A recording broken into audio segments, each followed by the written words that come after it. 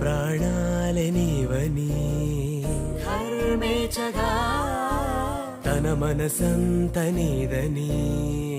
అర్థేచగా తన వలపంత నీకని కామేచగా అవధులు లేని ప్రేమకై